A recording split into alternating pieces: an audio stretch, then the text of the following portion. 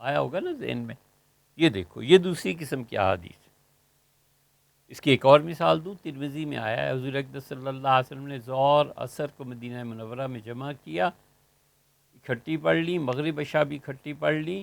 من غیر خوف ولا مطر، نہ تو خوف تھا کوئی کہ دشمن حملہ آور ہے، جنگ ہو رہی ہے، اور نہ ہی بارش کا ڈر تھا. تو حضور اقدس صلی اللہ علیہ وسلم نے ساری نمازیں اکٹھی ادا فرما لی. فجر الگ، ظہر عصر اکٹھے، اور مغرب عشاء اکٹھے. تیسری مثال بھی دوں. حضور اقدس صلی اللہ علیہ وسلم مرض وفات میں تشریف لائے نا، حضرت ابوبکر رضی اللہ عنہ کو حکم دیا تھا کہ لوگوں کو نماز پڑھاؤ. اور سیدنا ابوبکر رضی اللہ عنہ امامت کر رہے تھے اور حضور صلی اللہ علیہ وسلم تشریف لے آئے. اور نبی کریم صلی اللہ علیہ وسلم سیدنا ابوبکر رضی اللہ عنہ کے پہلو میں کھڑے ہو گئے نا. حضرت ابوبکر رضی اللہ عنہ کھڑے تھے، امامت فرما رہے تھے، حضور صلی اللہ علیہ وسلم کے پہلو میں تشریف فرما ہوئے بیٹھ کے.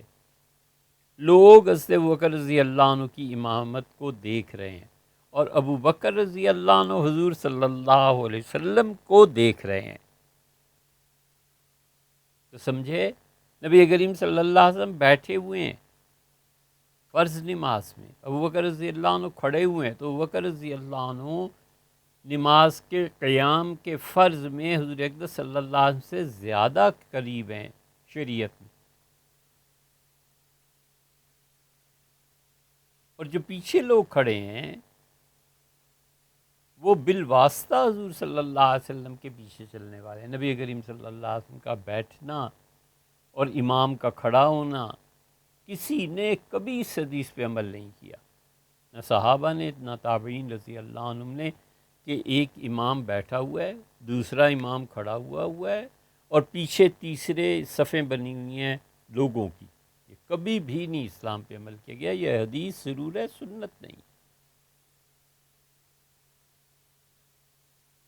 حضرت رسالت مآب صلی اللہ علیہ وسلم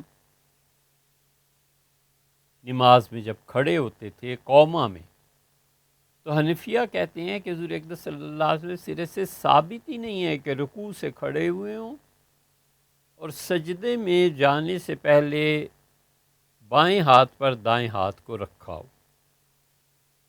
وہ کہتے ہیں ہمارے نزدیک ثابت ہی نہیں ہے. تو جب ثابت نہیں ہے تو کوئی عمل کیوں کرے گا؟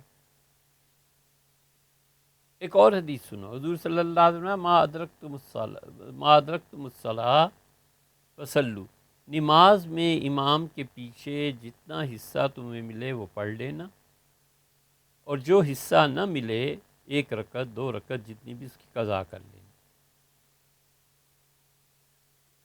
اب دیکھو ایک آدمی امام سے آ کے نماز میں ملتا ہے رکوع میں، اس کے بعد 2 سجدے ہیں، تشہد ہے، یہ وہ کیوں پڑھ رہا ہے؟ رکعت تو مل گئی تھی نا. جو امام کے ساتھ اس نے نماز پڑھی ہو گئی نا. لیکن حضور صلی اللہ علیہ وسلم جو فرمایا تھا کہ جو تمہیں مل جائے اسے پڑھ لینا، 1 رکعت مل گئی تھی اسے، تو باقی کیوں پڑھ رہا ہے؟ اسی لیے اسلاف جو تھے وہ روایت بیان کرتے تھے اور عمل اس کے خلاف کرتے تھے. یہ جب ایک کچے آدمی میں آتا ہے نا تو وہ حدیث سے پھر جاتا ہے، گمراہ ہو جاتا ہے. اس لیے ہم کہتے ہیں کہ اساتذہ کی تشریحات کے بغیر خود ہی حدیث کے ترجمے اردو کتابیں بیٹھ کے پڑھنا اور اپنے اپنے پاس سے مسائل بیان کرنا، یہ سراسر گمراہی ہے. نرے گمراہ ہو جاتے پکے. حدیث بھی یار یہ حدیث تمہیں پتہ بھی ہے کہ کوئی ناسخ اور منسوخ بھی ہے، تمہیں کیسے پتہ چلا ہے